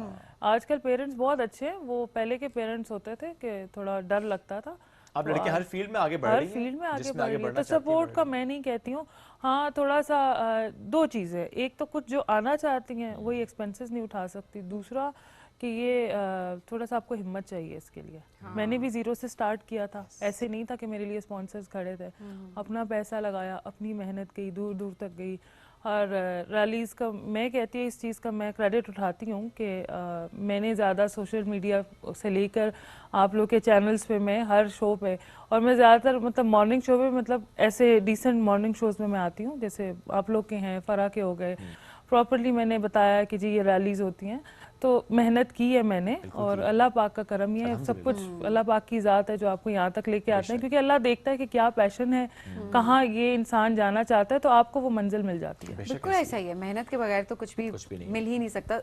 सलमा, आप किस तरह मैनेज करती एक्सपेंसेस? क्या अभी आपको स्पॉन्सर्स मिल जाते हैं इजीली, एंड स्पेशली क्योंकि अगर फील्ड के तौर पर लेकर चलना चाहें इस स्पोर्ट्स को, तो क्या एक्सपेंसेस मैनेज हो जाते हैं? मैं आपको एक छोटी सी एग्जांपल देती हूँ। किसी ने डॉक्टर बनना है ना, तो पहले खुद आपको पता है स्टडीज़ पे और सब पे, चाहे वो पेरेंट्स की तरफ हो चाहे आप इंडिविजुअली हो, पहले खुद आपको एक्सपेंसेस मतलब सारे उठाने पड़ते हैं। उसके बाद क्या कहते हैं, चाहे वो डॉक्टर है, कोई भी आप फील्ड में ले रहे हैं, और पता नहीं वैसे आजकल मैं जिधर एग्जांपल होती है बस डॉक्टर की दे रही होती पता नहीं क्यों, शायद मुश्किल। बचपन में आपको पता नहीं कहा गया था कि सलमा बड़े होकर डॉक्टर ही बनना है? नहीं, मुझे तो कहते थे बस ये पढ़ ले, बहुत बड़ी बात है।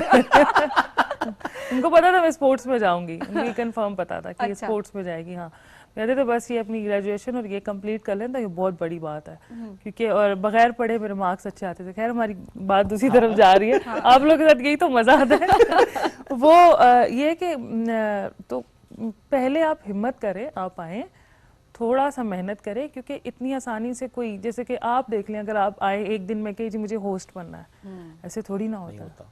आप हमेशा आप लो जीरो से स्टार्ट करते करते तो फिर आप एक जगह तक जाते हैं।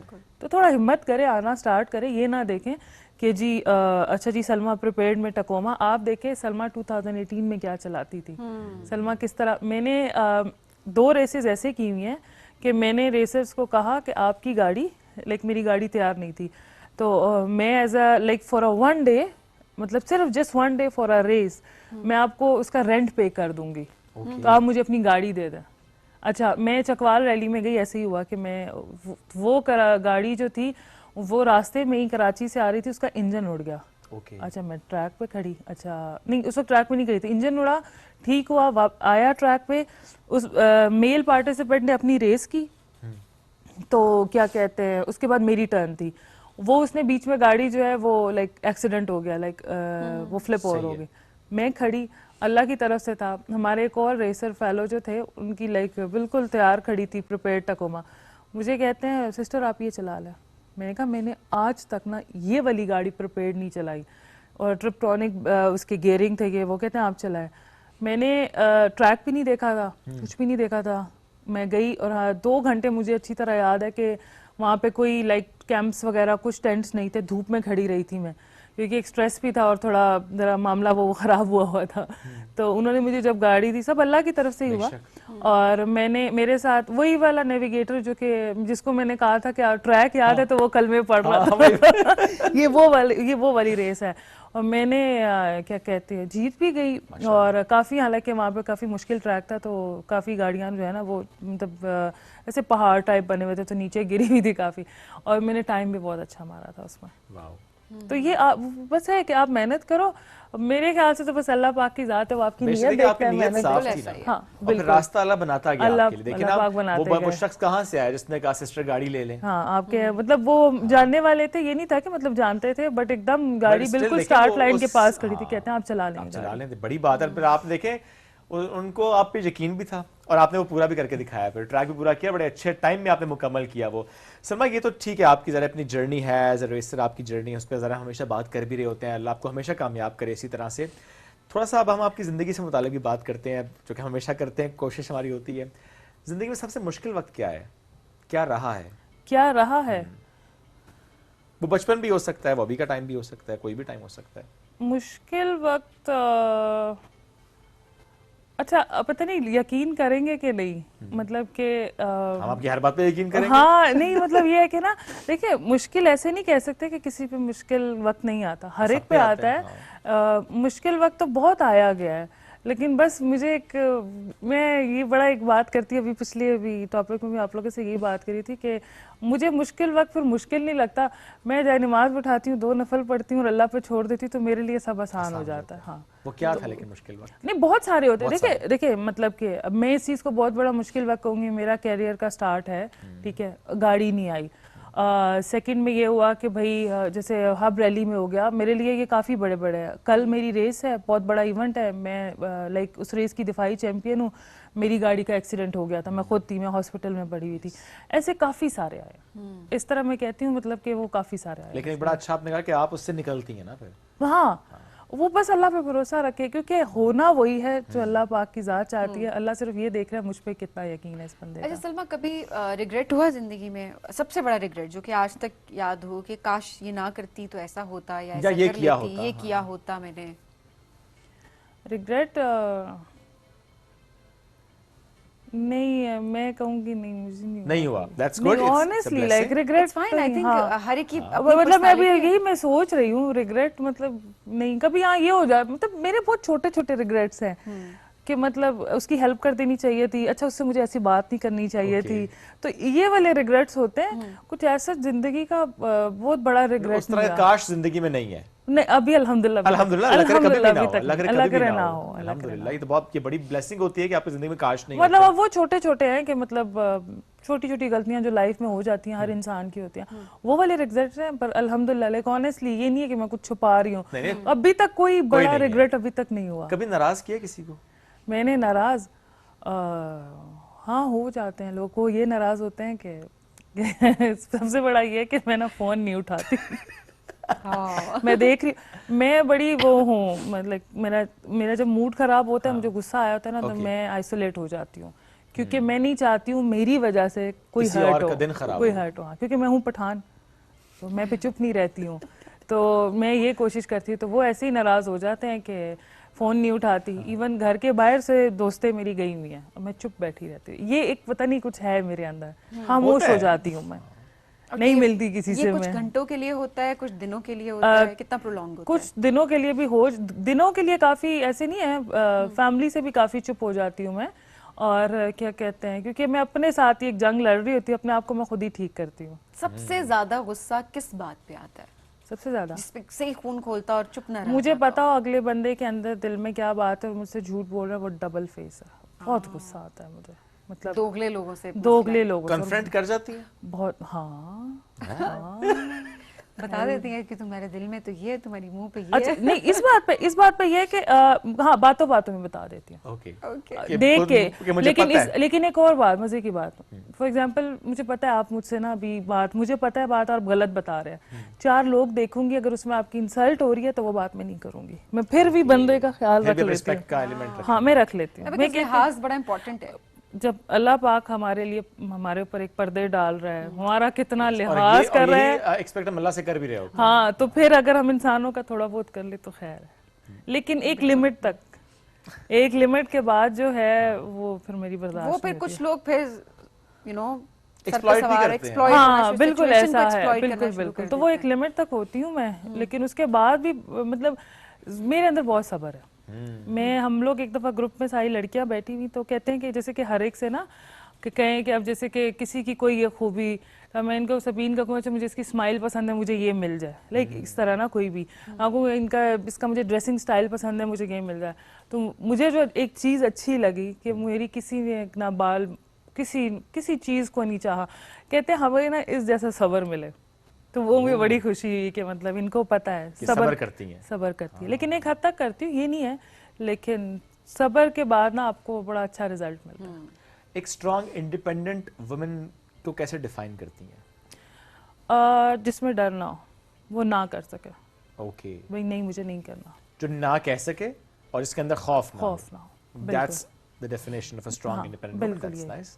मतलब डरना नहीं है, बिकॉज ना करना वाकई सबसे और ये एक मसला है हमारे यहाँ से भी, खवातीन नहीं करती हैं। देखिए मैं आपको एक बात बताऊं, आप जॉब में जाएं, कहीं जाएं, आप वहाँ पे ना बड़ा हरास किया जाता है, बड़ा आपको ब्लैकमेल किया जाता है, ठीक है। हरास करना ये नहीं होता कि आपको फिजिकल टच है, आप सिर्फ देखना एक बंदे का, ठीक है। अच्छा ये नहीं है कि सिर्फ मर्द ही, मतलब दोनों तरफ ही खैर होती है कभी कभी ये चीज़, तो आप उससे भी ना हो, बोल दें हाँ भाई क्यों देख रहे हो, कोई प्रॉब्लम है, अच्छा आप इस तरह क्यों बात करें, कोई मसला है। शुरू में मैंने जो सरवाइव किया है इस फील्ड में, मुझे कहते थे she is very rude and arrogant. वो रूड और एरोगेंट, मतलब आप लोगों ने काफ़ी टाइम गुजार लिया मेरे साथ। वो रूड और एरोगेंट इसलिए थी ताकि थोड़ा सा एक डिस्टेंस रहे और अपने लिमिट्स में सारे लोग। और ये लड़कियों को प्रोफेशनल वे में आई थिंक रखना पड़ता है, रखना चाहिए, ये बड़ा ज़रूरी होता है, एक बाउंड्री सेट हो जाती है, वरना जब आपने एक बाउंड्री सेट ही ना की हो तो फिर आप देखते हैं कि बहुत से लोग उसमें इंटरवीन कर रहे होते हैं। और ये मेरा ख्याल है घर से सिखानी चाहिए बच्चियों को, हमारी ये चीज़ें सिखानी चाहिए। अच्छा हमारे घर में नहीं सिखाई गई पठान, मेरी मामा बड़ी सादा सी स्वीट सी ना, तो वो उन्होंने नहीं सिखाई। मेरा तो ये है कि मैं स्टार्ट से ही ना मतलब बाबा और भाइयों के साथ रही हूँ, तो मैं तो बड़ी डिफरेंट सी हूँ, तो मुझे तो कोई डर खौफ नहीं था, तो मैं तो बोलती थी, मैं कहा नहीं ऐसे नहीं होना चाहिए, वैसे नहीं होना चाहिए। कल ही हम कैफ़े में बैठे हुए थे तो एक ग्रुप बैठा हुआ था, तो वो बिल्ली, छोटा सा बिल्ली का बच्चा किटन थी, उसको ना टांग मारी ऐसे, तो मैं और मेरी दोस्त पड़ गए उनको। तो वो कहती है क्यों, हमने पे किया यहाँ पे। मैं कहा निकल जाओ फिर यहाँ से। कहते हैं बिल्ली को घर ले जाओ। मैं कहा बिल्ली नहीं जाएगी, आप यहाँ से निकलो। इतना होना चाहिए कि उसको जो गलत आप देख रहे हैं। हाँ, आप सोचिए अगर हम लोग एक बिल्ली के लिए बोल सकते हैं तो हम खुद के लिए भी बहुत बोल सकते हैं, और बोलना चाहिए, बिल्कुल बोलना चाहिए। अपने साथ ज्यादती किसी भी किस्म की नहीं होने देनी चाहिए। देखिए ना उसका इम्पैक्ट है ना, आपकी मेंटल हेल्थ डिस्टर्ब होगी। बिल्कुल। Why should you allow somebody जो आपकी मेंटल हेल्थ को डिस्टर्ब करे? और वहीं से सारी कनेक्शंस हैं। अगर आप मेंटली डिस्टर्ब हैं तो सब कुछ खराब हो जाता है। सब कुछ खराब हो जाता है, बिल्कुल। सलमा सबसे ज्यादा खर्चा किस चीज पे करती हैं? वो घूमने पे है, वो कपड़ों पे है, वो खाने पे है, वो किस पे है? अच्छा अगर गाड़ियों के अलावा बात गाड़ियों के अलावा वो तो छोड़ दें। मुझे जूतों का शौक है। और मुझे मतलब मुझे बस साफ रहना पसंद है, तो उन चीज़ों पे मैं ज़्यादा खर्चा करती हूँ।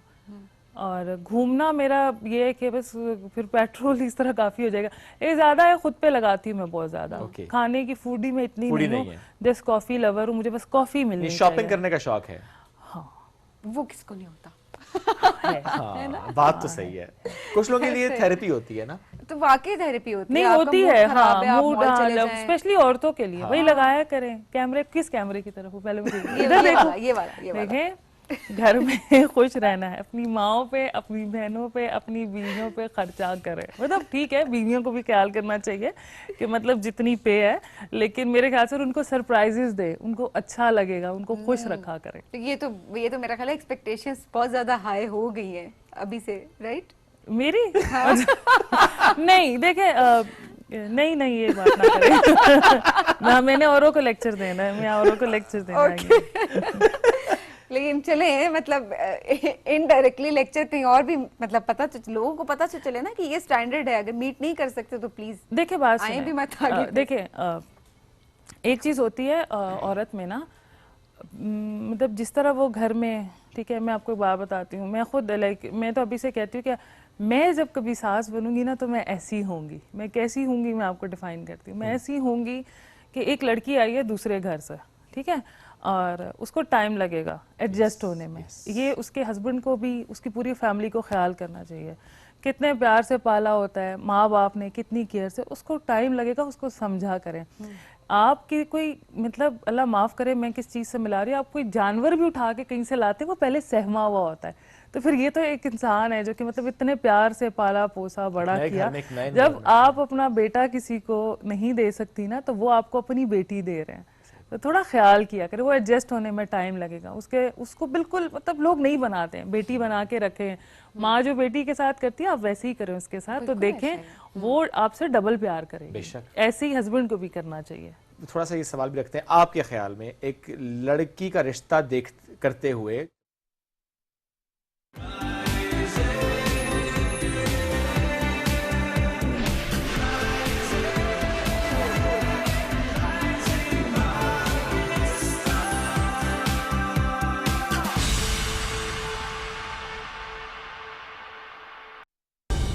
दुरुस्त हर वक्त बर वक्त